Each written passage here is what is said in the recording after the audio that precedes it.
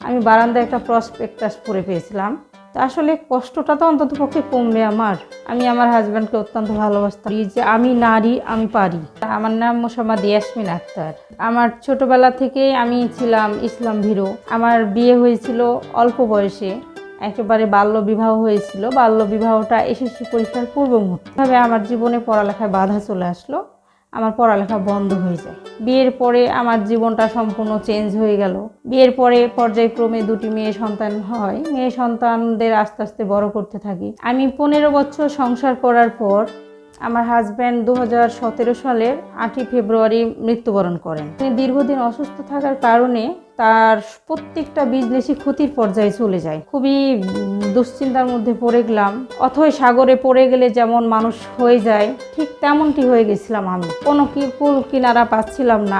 আমার ননদ হঠাৎ করে আমাকে একদিন বলল যে তুমি চাকুরি খুঁজো। তারপরে আমি বেশ কয়েক জায়গায় চাকুরির জন্য গেলাম, কিন্তু আসলে আমি মুখের পর্দাটা মানে কোনোভাবেই খুলতে পারতেছিলাম না। আমাকে বেশ কয়েক জায়গায় বললো, এমনকি 60,000 টাকা বেতনের চাকরি দিতে চালো এক কোম্পানি। সেখানে শর্ত শুধু একটাই, যে আমি বোরকা পরি কিন্তু আমার ফেস খোলা থাকবে।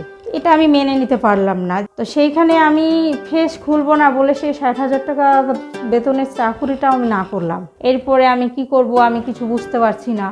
আমি সংসার বাচ্চাদের কষ্ট দেখতে পারছি না। এমন একটা পর্যায়ে মানুষ বিভিন্ন দিক থেকে বিভিন্ন রকম কথা বলে, কিন্তু আমি আমার হাজব্যান্ডকে অত্যন্ত ভালোবাসতাম। তার জায়গায় আমি কাউকে রাখতে পারবো না। অনেক বাধা বিপত্তি সংসারে, বাচ্চা কাচ্চা নিয়ে আমি আস্তে আস্তে নার্ভাস হয়ে অসুস্থ হয়ে গিয়েছিলাম।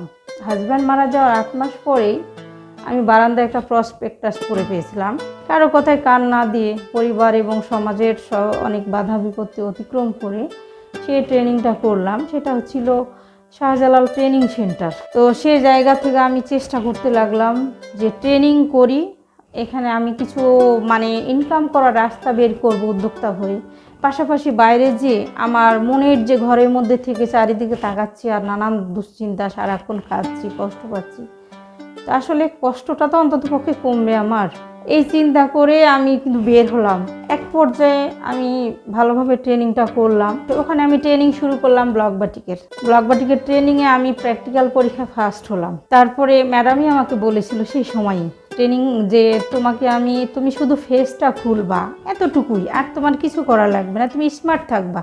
স্মার্ট বলতে তোমাকে ফেসটা খুলতে হবে। তো আমি আসলে মুখটা খুলতে পারবো না সবার সামনে, এই জন্যেই কিন্তু সেখান থেকে বঞ্চিত হলাম। আমি আজ গর্ববোধ করছি যে আমি আজ বাংলা ভিশন চ্যানেলে আমি কথা বলার সুযোগ পেয়েছি এই মুখটা ঢেকে রেখে।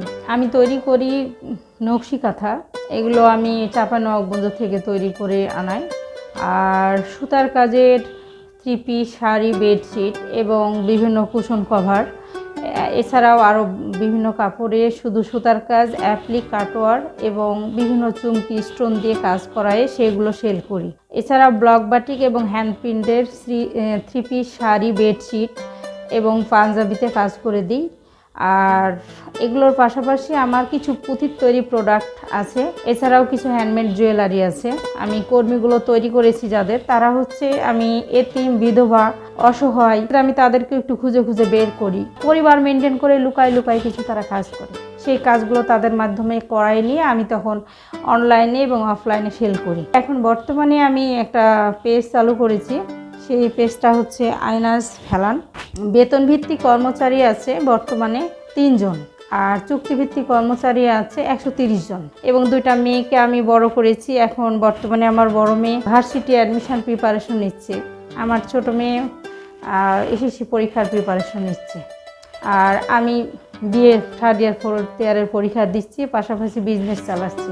প্রথম ইনকামটা হাতে পেলাম, সেদিন মনে হচ্ছিল আমি আকাশের চাঁদ হাতে পেয়েছি, এতটা আনন্দ লেগেছিল। আমার মূলধনটা শুরুই করেছিলাম 2000 টাকা দিয়ে।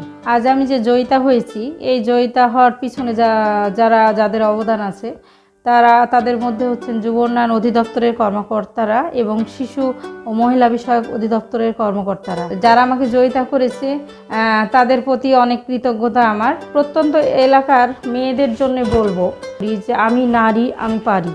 আমি চাই প্রত্যেকটা প্রত্যন্ত এলাকার মেয়েরাও এভাবে আমার মতো আত্মকর্মী হোক।